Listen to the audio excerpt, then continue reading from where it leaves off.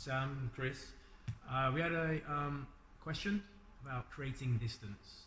And a really good example, I feel, of creating distance is in this half guard.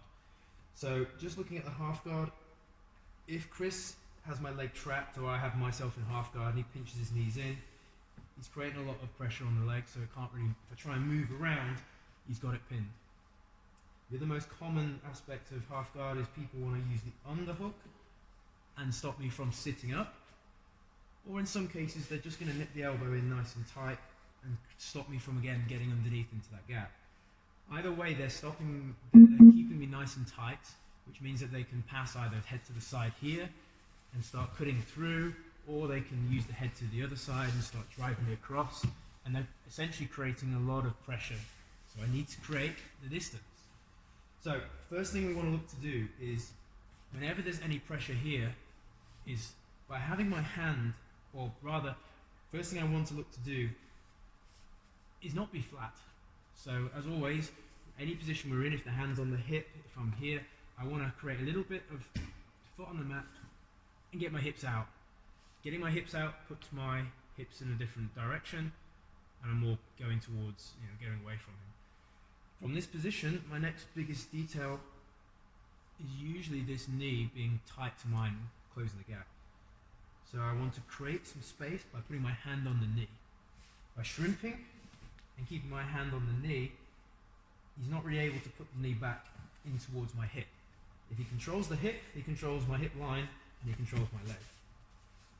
So shrimp, and moving out here, creates some space here. Now if he wants to keep the pressure down, it's kind of hard for him to put the pressure down because his hip's kind of far away. With my inside hand here, create some more space, keep that distance, circle the arm inside to create the frame. Now with the frame created, it's giving me more space now to bring my second leg in.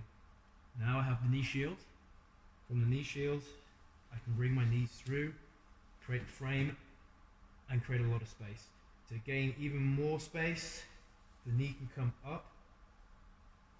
I might be able to even bring this leg through. In many cases, the person stands up. Foot comes onto the hip, and what I'm creating here, let's go back a little bit. What I'm creating here is even more space. If we want to continue with the space, then absolutely we can transition and we can get the guard going. Now if we want to create space to get away in a bad situation, absolutely we can use a kick away,